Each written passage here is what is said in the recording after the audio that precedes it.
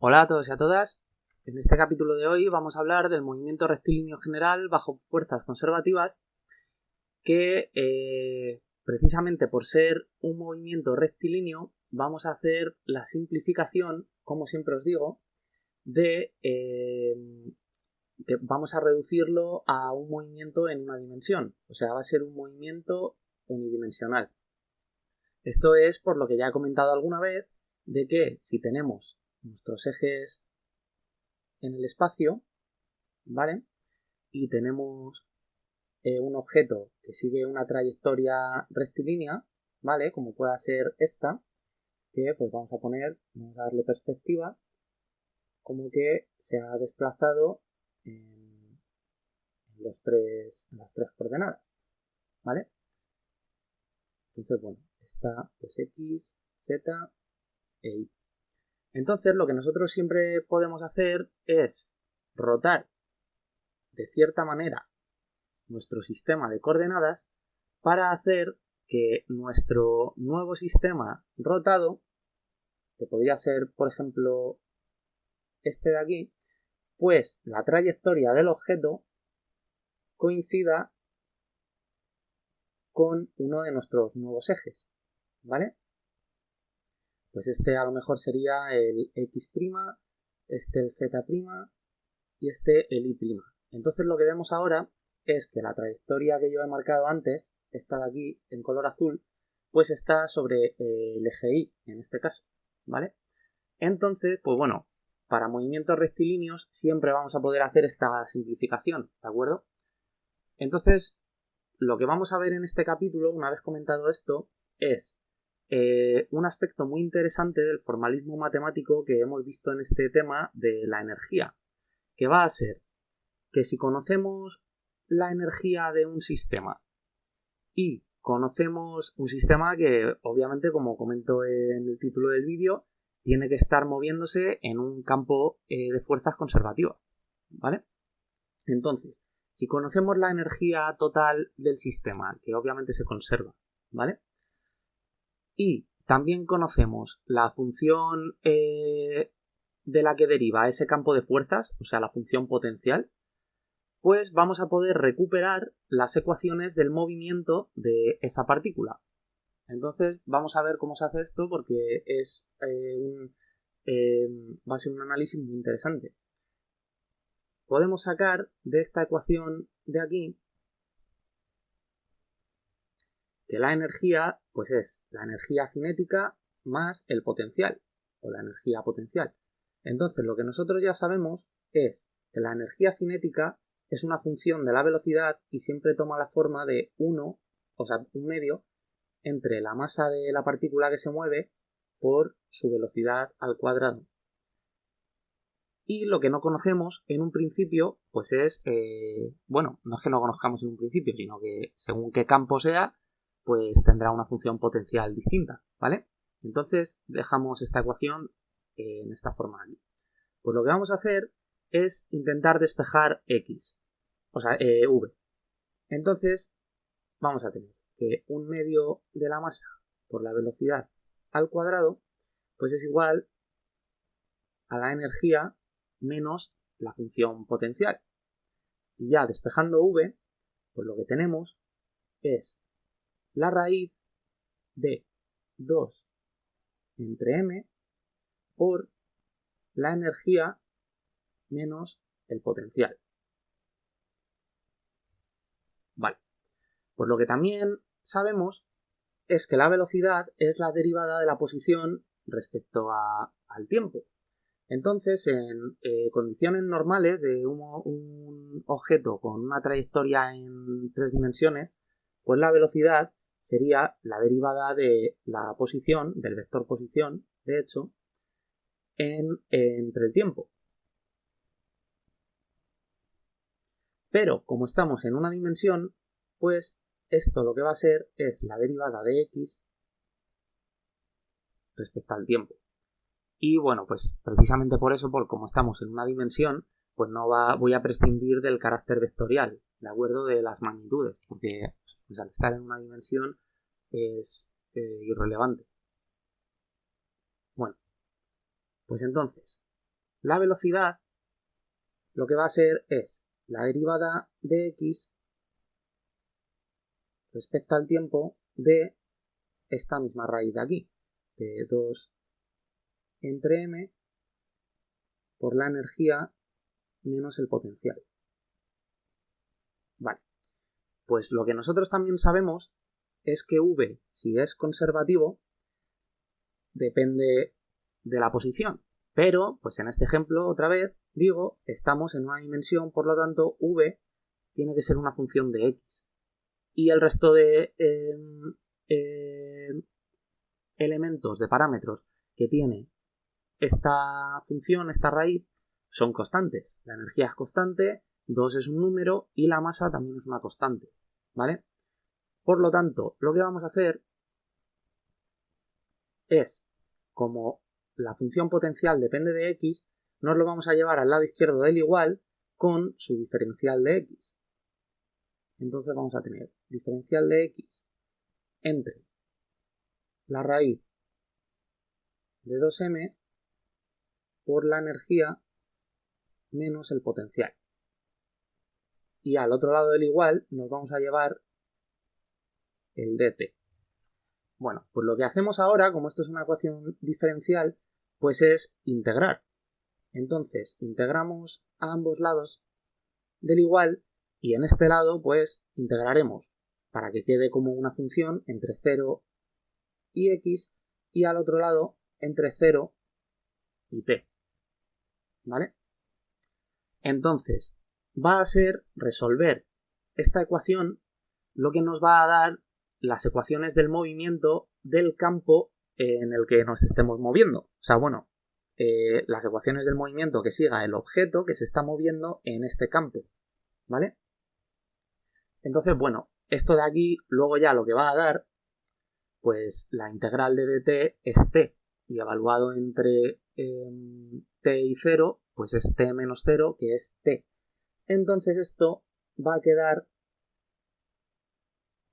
t como una función de x. O sea, lo que vamos a tener es t despejado y vamos a tener en este lado de aquí, cuando resolvamos esta integral, que será más o menos complicada según lo complicada que sea nuestra función v, nuestra función potencial, pues aquí tendremos una función de x. Entonces, cuando resolvamos la integral nos quedará t en función de x. Pues lo único que tenemos que hacer es invertir la relación, que es pues la x que aparezca aquí, despejarla, y entonces, según nos vayamos llevando parámetros al otro lado del igual, pues tendremos la relación inversa, que es x definido como una función de t, ¿vale? Y esta es la que nos dará las ecuaciones del movimiento.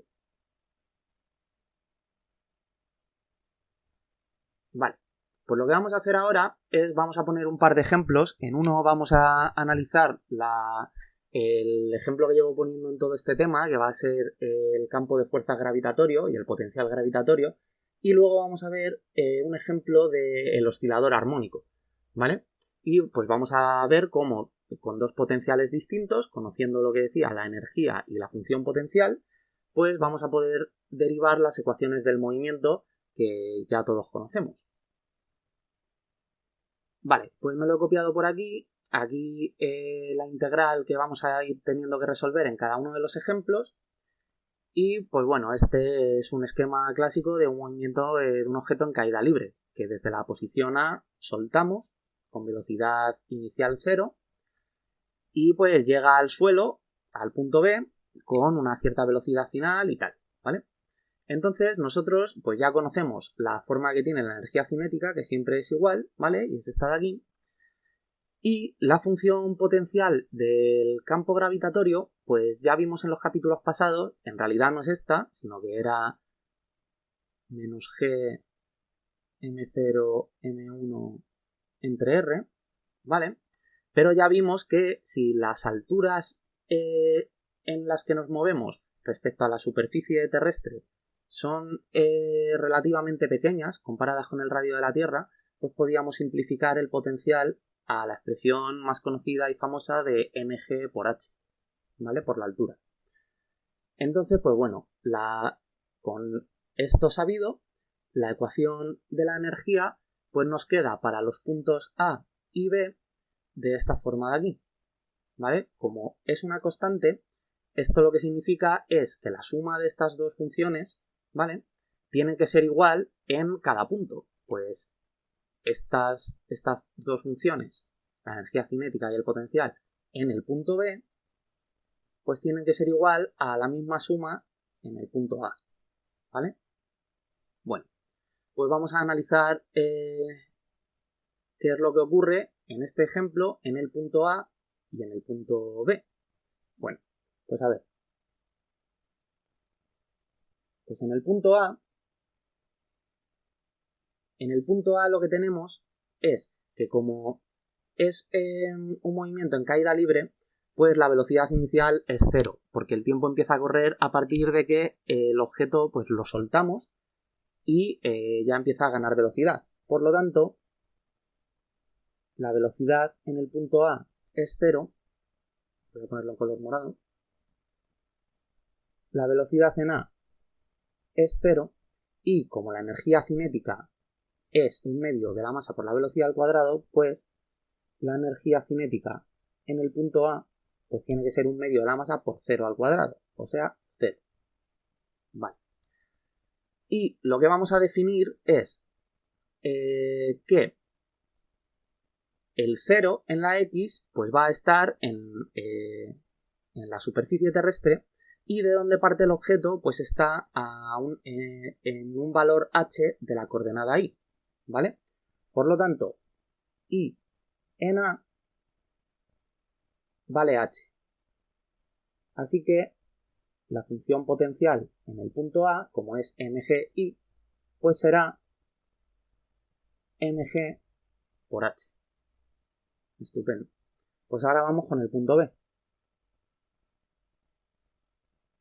El punto B, pues lo que sabemos es que en este punto el objeto tiene que llegar con la velocidad final, ¿vale? Porque ya después chocará y se detendrá y ya pues la velocidad que lleve justo en el instante en el que hace contacto con el suelo, pues será una velocidad que va a ser la velocidad máxima. Así que v en b pues es igual, no conocemos todavía el valor, pero tiene que ser la velocidad máxima. Y claro, pues entonces la energía cinética en el punto B, que aquí arriba me estoy dando cuenta que he puesto solo la energía y es la energía cinética en A. Ahí. Pues la energía cinética en el punto B es un medio de la masa por la velocidad máxima al cuadrado.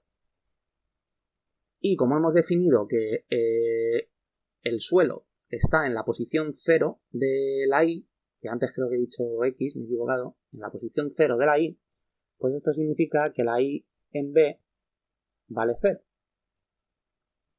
Por lo tanto, la función potencial será mg por 0, o sea, el potencial en el punto B es 0. Vale. Pues con este análisis nos podemos venir a esta ecuación de aquí y tachar unas cuantas cosas, porque la energía cinética en A pues es 0. Entonces, esto de aquí se cancela. Y el potencial en B es 0 también. Por lo tanto, esto de aquí se cancela. Y lo que nos queda es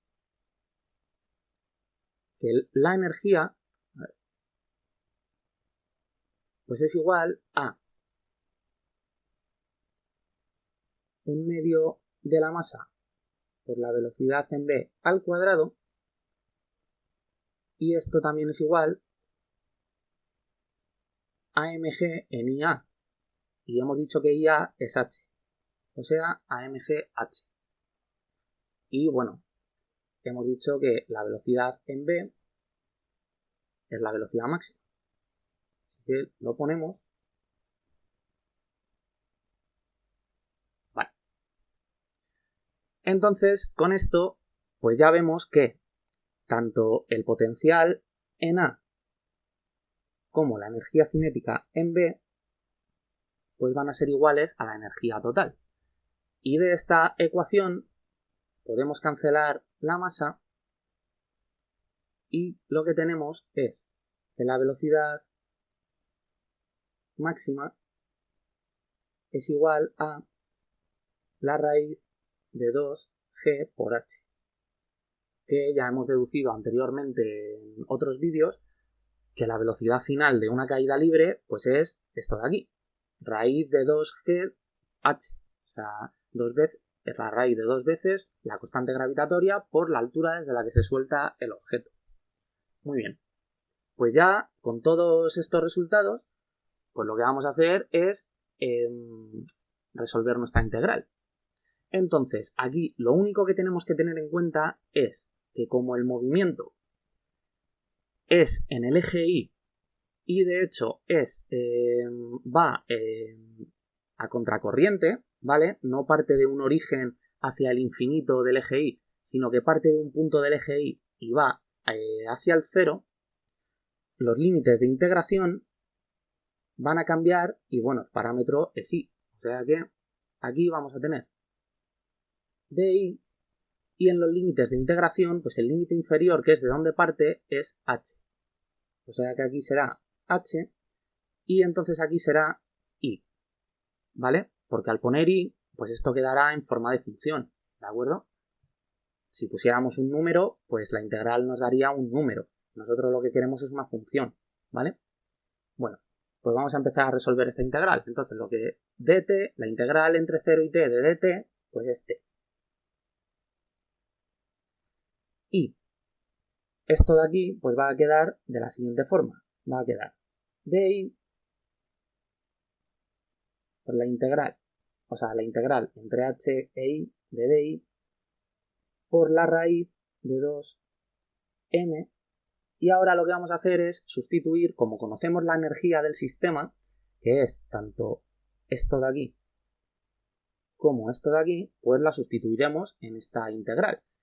Y podríamos sustituir cualquiera de las dos, pero la que nos va a ser más fácil a la hora de resolver luego la integral, pues va a ser esta de aquí, simplemente porque al restarle la función potencial es muy parecida, ¿vale? Entonces ahora veréis que nos va a facilitar mucho las cosas. Va a ser la energía que es mgh menos el potencial que es mgi. Y todo esto la raíz. Vale. Pues voy a venirme por aquí abajo. Entonces tenemos que t es igual. Lo que vamos a hacer es, lo primero nos damos cuenta que esta m de aquí cancela a estas m. Y pues vamos a sacar factor común a la g. Entonces vamos a tener la integral, a ver que la haga un poco más grande, la integral entre h e i de di por la raíz de 2g entre h menos i. Vale, no necesito tanta barra de denominador. Muy bien. Pues en el siguiente paso lo que vamos a hacer es sacar fuera de la integral 1 entre raíz de 2g.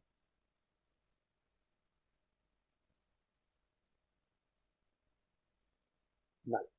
Y entonces nos quedaría en el denominador raíz de h menos i, ¿vale? Pero nosotros sabemos que la raíz es igual que elevar a un medio. O sea, esto de aquí con la raíz es igual que h menos i elevado a un medio. Y como está en el denominador, pues podemos subirlo al numerador poniendo un menos en el exponente. Así que vamos a tener h menos i elevado a menos un medio por d. Bueno, pues ya lo único que falta para poder terminar la integral y que sea inmediata es poner, si multiplicamos por un menos 1 aquí y multiplicamos afuera por otro menos 1 para que quede esto igual, lo que nos damos cuenta es que ya tenemos aquí la integral de una función elevado a un exponente por la derivada de esa función, ¿vale? La función sería, f de i sería h menos i, y la derivada de esta función es, con respecto a i, es menos 1, y es justo lo que tenemos aquí. O sea, aquí tenemos f de i elevado a menos 1/2, ¿vale? Por la derivada de f de i. Entonces ya esta integral sí que es inmediata y no es más que la función elevada al exponente más 1 dividido entre el exponente más 1. O sea que esto va a quedar como que t es igual a menos 1 entre raíz de 2g por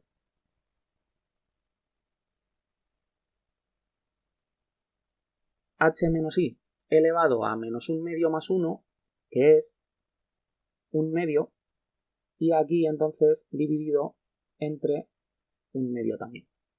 Y todo esto evaluado entre h e i.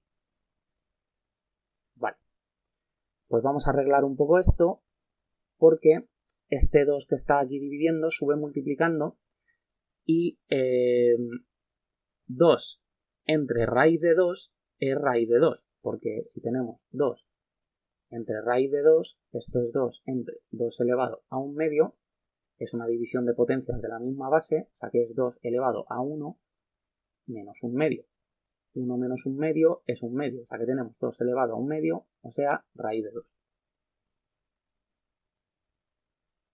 Por lo tanto, esto va a ser menos raíz de 2 entre g, y como h menos i está elevado a 1/2, pues eso también es una raíz, entonces pues podemos dejarla dentro de esta misma raíz, y esto es h menos i. Vale, evaluado entre h e i. Vale, pues voy a borrar un poquito y continúo analizando porque ya no me cabe. Pues esto queda t igual a menos. Aquí lo que va a pasar es que cuando evaluemos en i, esto va a quedar tal cual. Pero cuando evaluemos en h, sustituiremos la i por esa h y vamos a tener aquí h menos h, que esto es igual a 0. Por lo tanto, el término evaluado en h va a hacer 0 toda la función. Así que, al evaluarlo, pues va a quedar todo esto tal cual.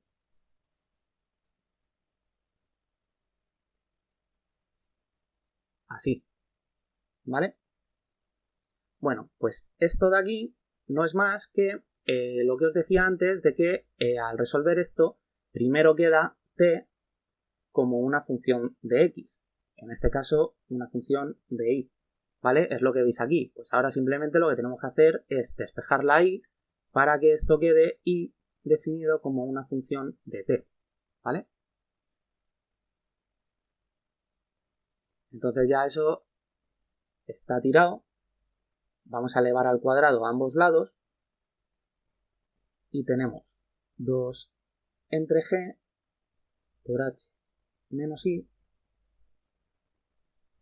y ya pues esto queda como h menos i igual a 1/2 de g por t al cuadrado, y despejando la i pues ya tenemos i como función de t, que es h menos 1/2 de g por el tiempo al cuadrado, que no es más que la ecuación de un mr u a. ¿De acuerdo? Donde falta el término de la velocidad inicial, que iría aquí entre medias, iría sumada la velocidad inicial en i por el tiempo, pero es que la velocidad inicial en i ya la hemos definido como 0, entonces por eso este término no aparece, ¿de acuerdo? Y bueno, pues veis que lo que decía, pues conociendo el valor de la energía y la forma que tiene la función potencial, pues hemos recuperado las ecuaciones del movimiento. Ya, pues conociendo esta ecuación, si queremos saber la velocidad y la aceleración, pues la vamos derivando y pues están contentos, ¿vale? Entonces ahora pues vamos a pasar al siguiente ejemplo y pues vamos a ver la situación que tenemos. Vale, pues aquí os presento como ejemplo al oscilador armónico, que pese a ese nombre tan extravagante, pues no es más que un muelle yendo y viniendo, ¿de acuerdo? Entonces pues tenemos aquí, he puesto, esto en realidad es el mismo muelle, ¿vale? No es que haya dos, sino he puesto este de aquí, en el que el muelle se encuentra en su posición de equilibrio, ¿vale? La masa que está colgando del muelle está en el punto P, que es la posición de equilibrio, y lo que hemos hecho es desplazar esta masa una distancia A de esa posición de equilibrio y nos la hemos llevado al punto Q, que es este de aquí, ¿vale? Entonces, claro, pues el muelle se ha estirado y pues lo que ocurre con los muelles cuando se estiran es que ganan energía potencial, que ahora lo veremos. ¿Por qué? Pues porque nosotros lo que sabemos es que la fuerza elástica tiene esta forma de aquí. Entonces tenemos que la fuerza es igual a menos kx, ¿vale? Así que, como decía antes, como estos van a ser movimientos en una dimensión, pues podemos prescindir del carácter vectorial y trabajar solo con los módulos, ¿vale? De estas expresiones, de estos vectores. Entonces, pues aquí tenemos la expresión, o sea, menos k, que es la constante elástica del muelle, por el desplazamiento. Y este menos, lo único que quiere decir es que cuando movemos esta masa de aquí en el sentido positivo del eje X, pues esto significa que la fuerza es negativa, ¿vale? Si la X es positiva, pues más por menos, la fuerza queda menos. Y eso lo que quiere decir es que la fuerza va en el sentido contrario al desplazamiento. O lo que es lo mismo, es una fuerza de recuperación. O sea, la fuerza elástica tiende a llevar la masa que nosotros hemos desplazado otra vez a su posición de equilibrio, ¿vale? Es por eso este menos, ¿de acuerdo? Pasa lo mismo si movemos la masa en el eje negativo de las X, pues menos por menos da más y entonces tendremos una fuerza positiva, ¿vale? Siempre esa fuerza donde va a apuntar es hacia la posición de equilibrio del muelle. Bueno, pues lo que nosotros vamos a hacer ahora es demostrar que la fuerza elástica es una fuerza conservativa, ¿de acuerdo? Entonces, ¿cómo hacemos eso? Bueno, pues nosotros ya sabíamos que una fuerza es conservativa siempre y cuando podamos ponerla como menos el gradiente de una función potencial. Vale. Pues como he dicho, vamos a trabajar en una dimensión, entonces, bueno, esto, a ver, ya hemos visto que cuando la fuerza es conservativa tenemos que asimilar o suponer o imponer, y al imponerlo, si no lo es, llegaremos a una contradicción, que v es una función que depende de la distancia, o sea, de la posición, ¿vale? Como ahora estamos trabajando en una dimensión, pues v, en vez de depender de r, pues v va a depender de x. Entonces, cuando ocurría que v dependía de r, podíamos poner el gradiente de esta forma siguiente, que va a ser, bueno, voy a dejar ya F, la fuerza elástica por x, ¿vale? Pues podíamos poner el gradiente como la derivada respecto a r, pero como pues ahora es unidimensional el movimiento, pues esta r lo que va a ser es la x. dv, y bueno, pues antes con r iría aquí un vector ER, pero ahora pues irá un vector X, ¿vale? Bueno, pues como hay un vector X a ambos lados, pues es lo que ocurre cuando trabajamos en una dimensión, que pues el carácter vectorial pues da prácticamente igual, no tenemos que estar especialmente pendientes de que nos vaya a cambiar algo. generalmente. Entonces, pues nada, quitamos el carácter vectorial y despejamos v de esta ecuación. Entonces, tenemos que v es igual a menos, porque este menos nos lo tendremos que llevar al otro lado, a menos la integral, y la fuerza elástica es menos kx, y todo esto pues, por dx, ¿vale? Y por los límites de la integral, igual, para que quede como una función entre 0 y entre x. Vale. Pues entonces, v, ¿cómo va a quedar? Pues este menos de aquí con este menos se cancelan, la k sale fuera de la integral y tendremos la integral entre 0 y x de x por dx. Muy bien. Pues esto ya conocemos lo que da, y es que v pues va a ser igual x, la integral de x pues es 1/2 de x al cuadrado. Por lo tanto, todo esto va a quedar 1/2 de k, que ya había salido de la integral, por x al cuadrado, evaluado entre 0 y entre x. Cuando evaluemos en x, esto va a quedar tal cual, y cuando le restemos la función evaluada en 0, pues al poner aquí un 0 se va a anular todo, así que el potencial queda como 1/2 de k por x al cuadrado, ¿vale? Entonces, lo pondremos por aquí, que había puesto una interrogación porque no lo conocíamos. El potencial va a ser 1/2 de la constante elástica por la posición al cuadrado. Muy bien. Pues vamos a borrar esto. Y esto de aquí que ya no va a hacer falta. Entonces, pues igual que antes, ahora que ya sabemos lo que vale el potencial, voy a copiarme esta fórmula de aquí desplegada con el valor de la energía cinética y el valor del potencial en los puntos P y Q. Vale, pues ya me la he copiado por aquí. Entonces, exactamente igual que antes, pues vamos a analizar qué es lo que ocurre en el punto P primero y luego en el punto Q. Vale. Pues aquí lo que tenemos que tener en cuenta son una consideración, perdón. ¿Qué va a ser? El oscilador armónico, al final, haciendo spoiler, esto va a dar como ecuación del movimiento la misma que la de un péndulo simple, ¿de acuerdo? Solo que en vez de la amplitud ser un desplazamiento angular, pues la amplitud va a ser una distancia, ¿vale? Que en concreto va a ser a. Entonces, va a ser una función de tipo trigonométrica, o seno o coseno. ¿Qué va a depender? O qué es lo que va a hacer que sea una función tipo seno o una función tipo coseno. Pues eso lo va a dar las condiciones iniciales.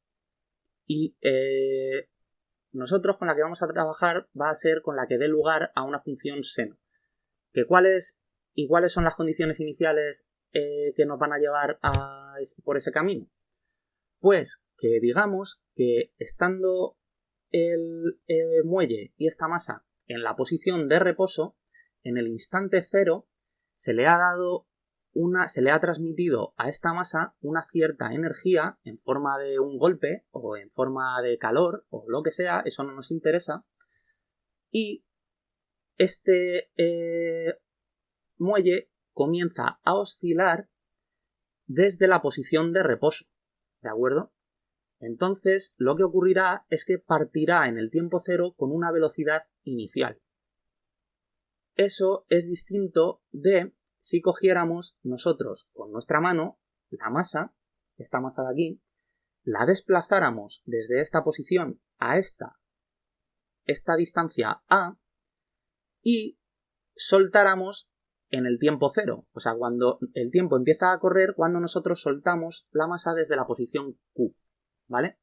Entonces, aquí lo que va a ocurrir es que va a partir con una velocidad inicial igual a 0 y eso nos va a llevar a una solución de tipo coseno, ¿vale? Da igual cualquiera que hagamos, pero bueno, como en el capítulo del péndulo pues hice esta, la que nosotros nos desplazábamos desde la posición de equilibrio el oscilador, y en el tiempo cero es cuando lo soltamos y nos dio una función tipo coseno. Pues ahora vamos a hacerlo de la otra forma, simplemente pues para que podáis comparar dos formas distintas que dan exactamente igual cualquiera de las dos, ¿vale? Simplemente son las condiciones iniciales del sistema que nos cambiará el tipo de función y nada más. Bueno, pues en el punto P, como decía, significa que la velocidad en P pues va a ser la velocidad inicial que va a tener el objeto, porque nosotros le hemos transmitido una energía y por eso comienza a moverse. Entonces esto significa que, lo estoy haciendo en azul, y vale, entonces que la energía cinética en el punto P, vaya, estoy distraído, la velocidad en P pues va a ser la velocidad inicial del oscilador. Entonces, ahora sí, la energía cinética en el punto P pues va a ser un medio de la masa por esta velocidad inicial al cuadrado. Ok. Vale. ¿Qué va a pasar con la X en el punto P? Pues entonces vamos a decir que en la posición de equilibrio, pues la coordenada XP pues es 0. ¿Vale? Entonces, como la función potencial es un medio de K por X, pues si X en el punto P es 0, pues la función potencial será 0 toda ella. ¿Vale? Bueno, pues ahora vamos en el punto Q, voy un poco más rápido.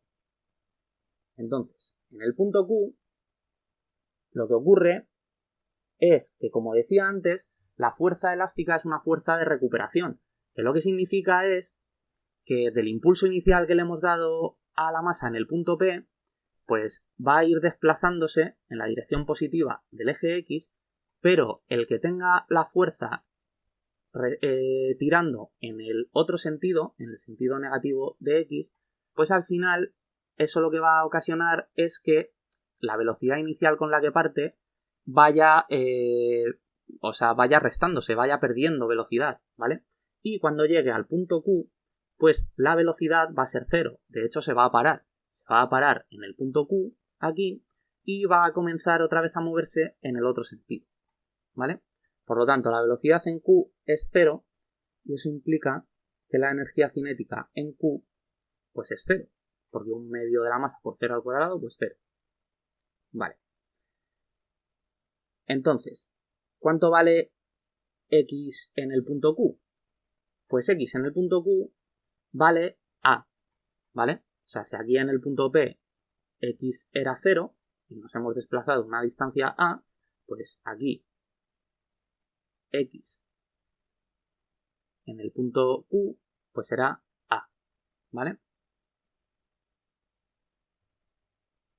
Entonces, la función potencial en el punto Q pues será un medio de K por A al cuadrado. Ok.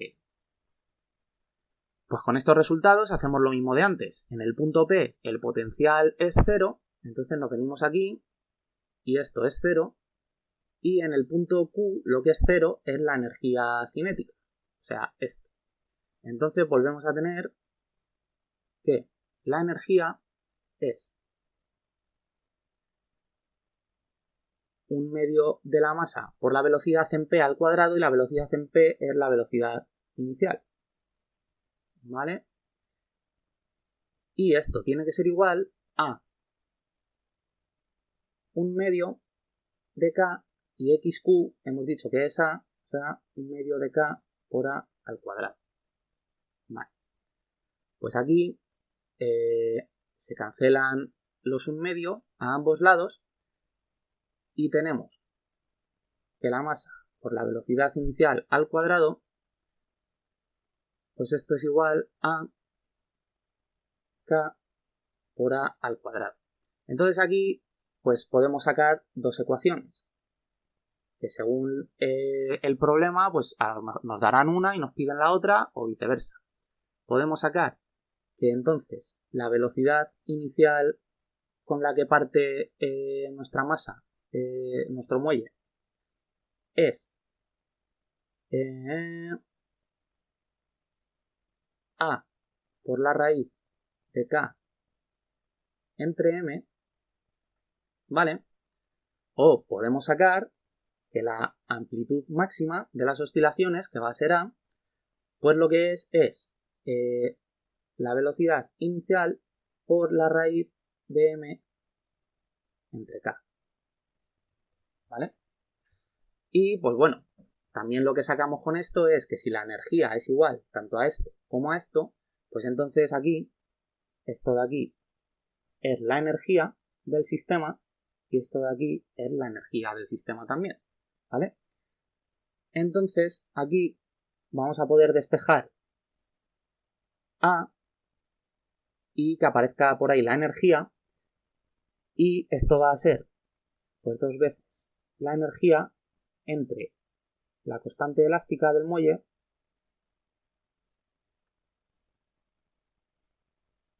por, o sea, todo ello raíz cuadrada. Y de aquí vamos a poder despejar la velocidad inicial como 2 veces la energía entre la masa y todo ello raíz cuadrada. Vale, pues ya con todas estas cosas podemos resolver la integral de antes y encontrar la ecuación del movimiento. Así que pues voy a colocarme esto por aquí y ahora continúo. Muy bien, pues ya tenemos aquí nuestra integral, pues venga, vamos a empezar a resolverla. Entonces, igual que antes, pues la integral de dt entre 0 y t es t. Y esto, ¿cómo va a quedar? Pues queda la integral entre 0 y x de, vamos, la raíz de 2 entre m, y ahora tenemos que poner la energía. Entonces ya conocemos la energía del sistema, tenemos o esta ecuación de aquí o esta ecuación de aquí. Entonces, pues bueno, pues si podemos elegir, pues siempre elegiremos la del potencial, la que se parece a la función potencial, pues porque como al final le estamos restando a la energía a la función potencial, pues el coger esta de aquí nos va a permitir sacar factor común y, bueno, pues hacer la integral más fácil. Si no tuviéramos más remedio que coger esta porque desconocemos esta de aquí, pues bueno, pues la cogemos, daría lo mismo. Lo único, pues que a lo mejor tendríamos que tener más cuidado a la hora de sacar factor común y ver qué términos se cancelan y cuáles no, etc. Vale, pues entonces la energía en este caso es 1/2 de K por A al cuadrado y el potencial es 1/2 de K por X al cuadrado. ¿Vale? Todo esto la raíz y aquí un dx. Muy bien. Vamos a irnos por aquí. Entonces, bueno, aquí lo que observamos es que este 2 cancela a estos dos de aquí y vamos a poder sacar factor común a una k. Entonces tenemos que el tiempo es igual a la integral entre 0 y x de la raíz de k entre m. Y bueno, dejarme que saque, voy a sacar factor común a k por a cuadrado. K por a cuadrado entre m. Y todo esto, pues, al haber sacado factor común a k por a cuadrado, pues ahora aquí queda un 1 y aquí quedaría x al cuadrado entre a al cuadrado. Muy bien. Y aquí dx. Perfecto. Vale. Pues t igual a, vamos a sacar factor común a raíz de k al cuadrado entre m, porque eso es constante. Entonces vamos a tener a sale fuera de la raíz y tenemos k, la raíz de k entre m. Vale. Y todo esto por la integral entre 0 y x de a ver, ¿vale? la raíz de 1 menos x entre a, todo ello al cuadrado y arriba de x. Muy bien.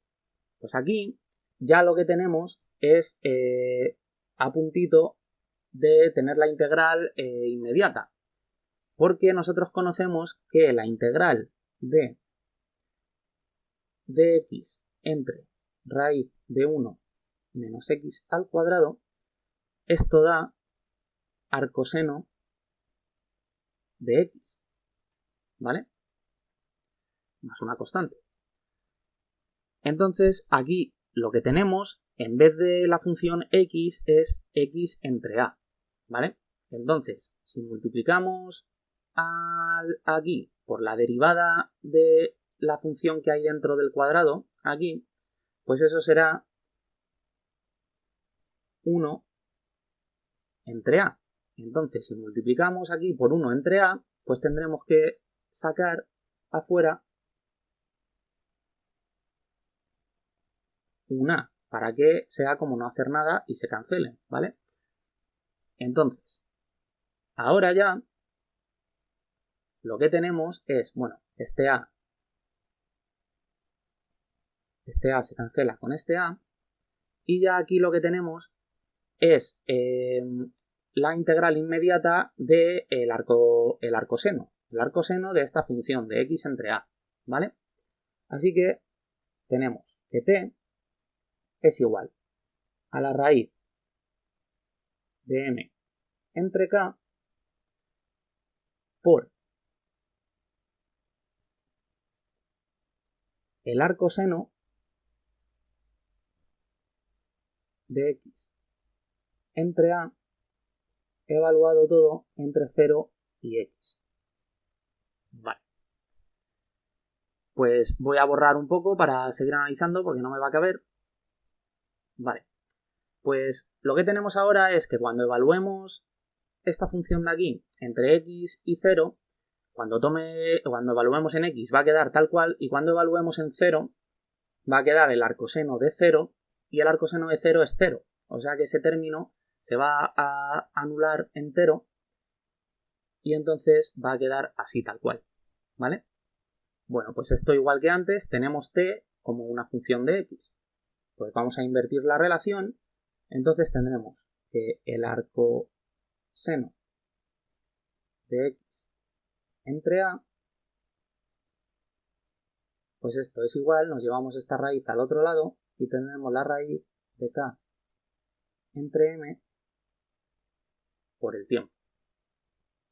Muy bien. Pues ahora lo que hacemos es hacer la función inversa del arcoseno, que es el seno. Entonces, bueno, sabéis que el seno del arcoseno de x, esto es igual a x porque estas dos funciones, al ser la función inversa, se cancelan, ¿vale? Entonces, o llevándonos el arcoseno como el seno al otro lado o haciendo la función seno a ambos lados, pues lo que tenemos es que x entre a, esto es igual al seno de la raíz de k entre m por el tiempo. Y ya, pues despejando x como una función de t, pues tenemos que es a por el seno de k entre m por el tiempo, y vamos a poner aquí, que ahora vamos a demostrar que esto es 0, pero aún así, un desplazamiento angular inicial. Que, bueno, ¿por qué se pone este desplazamiento angular inicial? Que en vez de poner la función seno, pues queremos poner la función coseno, pues entonces tendremos que poner el argumento, esto mismo de aquí, y sumarle pi entre 2, ¿vale? Porque al sumarle pi entre 2, pues por esta relación, hay una relación trigonométrica que nos dice que el coseno de algo más pi medios es el seno de ese algo, ¿vale? Entonces, pues bueno, nada más que por eso, pero bueno, en este caso va a ser 0, ¿vale? Vale, pues para demostrar que este phi sub 0 es 0, pues de lo que nos vamos a valer es que nosotros sabemos que en el tiempo cero, o sea, en el punto P, que empieza a correr el tiempo, pues en el tiempo cero la posición es 0, ¿vale? O sea, esto no es más que lo que teníamos en el punto P. En el punto P se cumple que el tiempo es igual a 0 y la posición es 0 también, ¿vale? Bueno, pues aplicando estas condiciones a esta ecuación, pues lo que tenemos es x evaluado en 0 a por el seno de raíz de k entre m por 0 más phi sub 0. Entonces, x en el tiempo 0, pues es 0. Entonces tendremos 0 y bueno, pues 0 multiplicado por esto se cancela. Tenemos a por el seno de phi sub 0. Como a es una constante distinta de 0, pues entonces lo que tiene que ser 0 es el seno de phi sub 0. Y nosotros ya sabemos que para que cuando el seno de algo es igual a 0, es que ese algo es 0. En realidad es que sea múltiplo entero de pi, ¿vale? Pero, bueno, en este caso, pues es 0. Nos quedamos con el 0. Por lo tanto, phi sub 0 es igual a 0. Y entonces, en esta ecuación, pues este término no vale. De hecho, lo quito. Y pues queda así. Vale. Pues otra cosa que vamos a analizar, ya que estamos, es el periodo. Entonces, el periodo, a ver, lo que nosotros sabemos es que el argumento de la función seno tiene que ser un ángulo, ¿vale? O sea, todo esto de aquí tiene que ser un ángulo. Entonces, este ángulo irá tomando valores de 0 a 2pi y cuando llegue a 2pi vuelve a empezar, ¿vale? Porque el seno es una función cíclica, ¿vale? Entonces, cuando llegue a 2pi, ¿de acuerdo? Y vuelva a empezar, pues significa que cuando el argumento valga 2pi, el tiempo no va a ser cualquier tiempo, sino que va a ser el tiempo que marque la vuelta a empezar de la oscilación. Bueno, pues esto de aquí lo que significa es que cuando el argumento vale 2pi, pues el tiempo es el periodo. Entonces aquí tenemos que como el argumento es raíz de k entre m por t, sí, esto, pues cuando esto sea igual a 2pi, ¿vale? Porque esto es el argumento, esto es lo que es θ, lo que yo he llamado θ aquí, pues cuando esto sea igual a 2pi, el tiempo, pues no va a ser cualquier tiempo, sino que va a ser t. Entonces, despejando t de esta ecuación, pues lo que tenemos es que vale 2pi por la raíz de m entre k, ¿vale?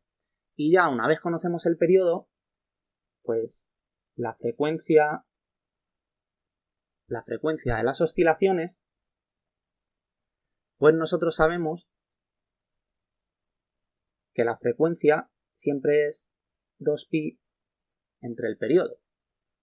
Por lo tanto, 2pi entre el periodo es 2pi entre 2pi por la raíz de mk, que es lo que nos ha dado antes, se cancela el 2pi y tenemos que la frecuencia angular de las oscilaciones es raíz de k entre m, ¿vale? Que es constante como corresponde a un movimiento armónico simple, que es lo que tenemos aquí, un movimiento armónico simple, ¿vale? Entonces, pues bueno, ya con este ejemplo he terminado el vídeo y bueno, espero que os haya parecido interesante y os haya gustado y sobre todo que lo hayáis entendido. Así que nada, pues nos vemos en el siguiente y hasta la próxima.